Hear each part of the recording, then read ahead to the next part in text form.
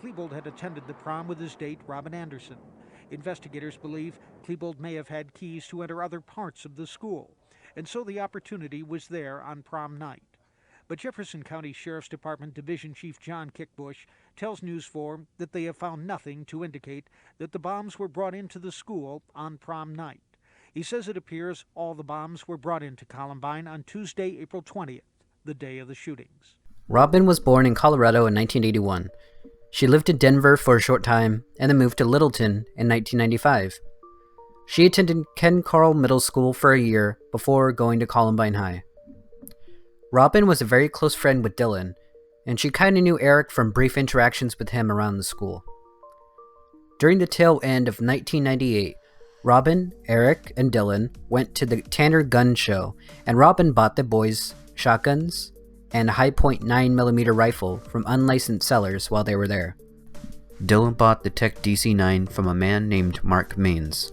Philip Duran, a Blackjack Pizza employee who worked alongside Harris and Klebold at the store, and who was a friend of theirs, introduced them to Mark, who later sold his Tech 9 to Dylan. Mark knew Dylan was too young to purchase the assault pistol, but nevertheless sold it to him for $500. Robyn supposedly had no idea what they were intending to use the guns for at the time. She thought that the weapons would be used in hunting, or just be pieces to add to their collection. Once the guns were purchased, Eric and Dylan would saw the barrels of their shotguns shorter, for easier concealability within their trench coats for the day of the massacre. On April 17, 1999, 3 days before the Columbine shooting, Robyn went to the Columbine senior prom with Dylan Klebold as her date.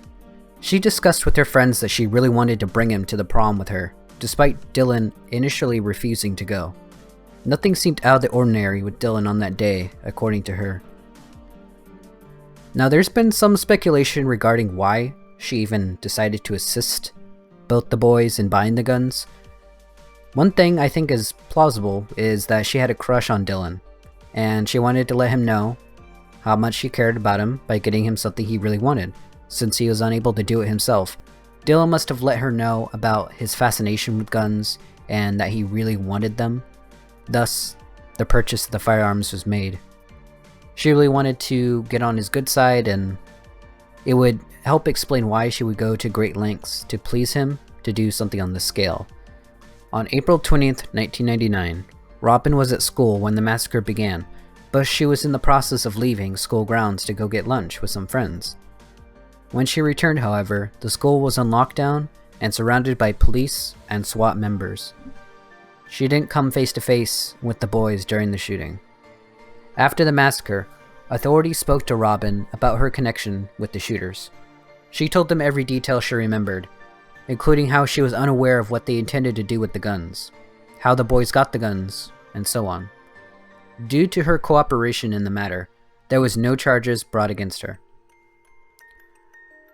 In January 2000, nearly a year later after the shootings, while at a House Judiciary Committee, she discussed how a background check would have prevented her from even thinking about getting the guns for Harris and Klebold in the first place, as explained in an excerpt from the meeting.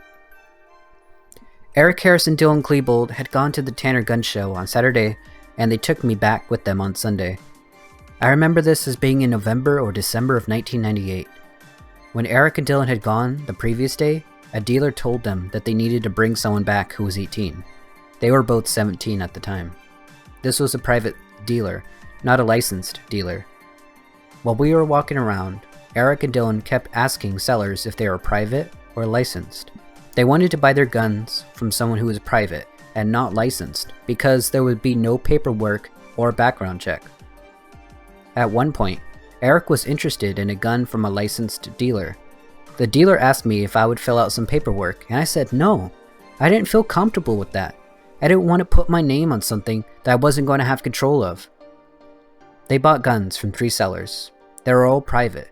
They paid cash. There was no receipt. I was not asked any questions at all. There was no background check. All I had to do was show my driver's license to prove that I was 18. Dylan got a shotgun, Eric got a shotgun, and a black rifle that he bought clips for. He was able to buy clips and ammunition without me having to show any ID. The sellers didn't write down any information. I would not have bought a gun for Eric and Dylan if I had to give any personal information or submit any kind of check at all.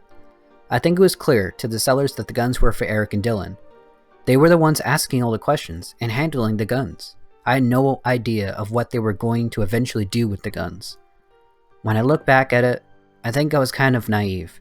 I wish a law requiring background checks would have been in effect at the time. I don't know if Eric and Dylan would have been able to get guns from another source, but I would not have helped them. It was too easy. I wish it had been more difficult.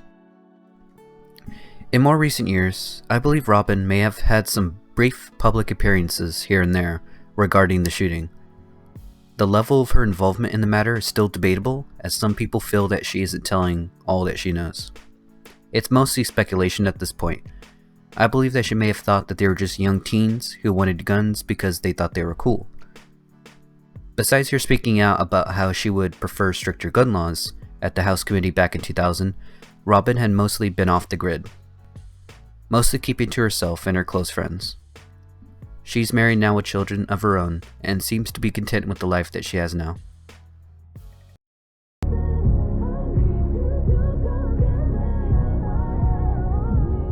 He was happy, the whole night pretty much as far as I could